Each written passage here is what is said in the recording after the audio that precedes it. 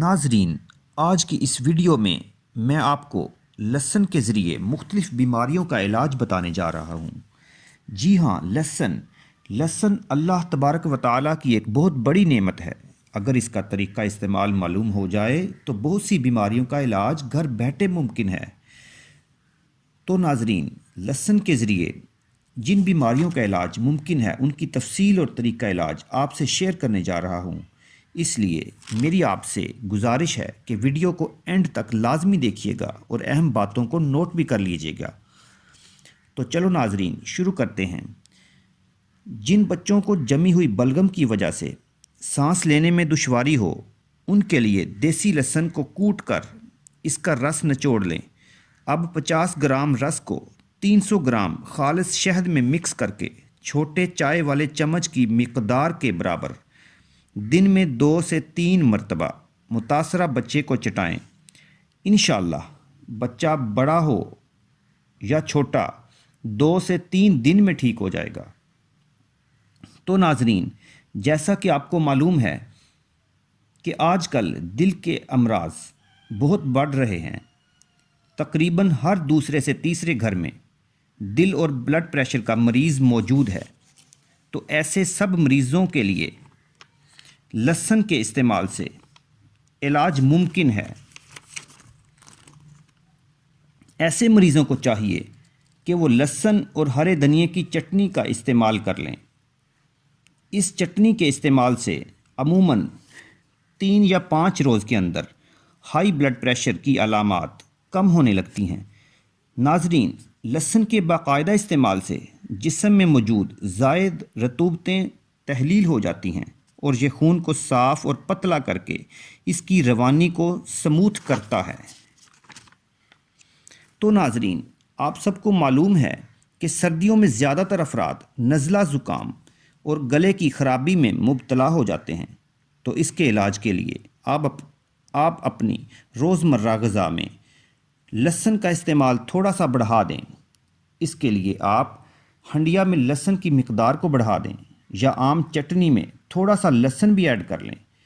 ناظرین، پرانے لوگ تو اس موسم میں تازہ ہرے لہسن کو باجرے اور بیسن کی روٹی کے ساتھ نہایت اہتمام سے کھاتے تھے، بلکہ دیہات میں تو یہ طریقہ اب بھی رائج ہے۔ بعض لوگ تو تازہ ہرے لہسن کو بطور سبزی بھی پکاتے ہیں، جو کہ طبی لحاظ سے بہت مفید ہے۔ اسی طرح ناظرین، سردیوں میں نزلے کی کثرت کی وجہ سے بچوں کے کان میں درد شروع ہو جاتا ہے۔ تو اس کے لیے نسخہ نوٹ کر لے۔ تھوڑے سے خوردنی تیل یا کسی بھی کڑوے خوردنی تیل میں لہسن کے 4 یا 5 جوے دھیمی آنچ پر جلائیں۔ جب یہ جل کر سیاہ ہو جائیں تو انہیں نکال کر تیل کو چھان لیں۔ پھر اس نیم گرم تیل کے 2 یا 3 قطرے متاثرہ کان میں ڈال کر روئی لگا دیں۔ انشاءاللہ اس سے کان کی تکلیف دور ہو جائے گی۔ ناظرین، آج کل ایک بہت ہی بڑا کامن پرابلم جو بچوں کے حوالے سے فیس کیا جا رہا ہے وہ یہ کہ بچوں کو بھوک کم لگتی ہے، جس سے ان کی ذہنی اور جسمانی نشو و نما ٹھیک طرح سے نہیں ہو پاتی۔ تو اس سے پریشان ہونا چھوڑیے اور اپنے بچوں کو لہسن کا استعمال کروائیں۔ جی ہاں، لہسن کا استعمال۔ اس کے لیے لہسن کو پیس کر شہد میں ملا کر بچے کو چٹائیں۔ اس سے اس کا معدہ فعال ہو جائے گا اور بھوک چمک اٹھے گی اور چند دن میں ہی اس کا چہرے کا رنگ سرخی مائل ہو کر نکھرنے لگے گا۔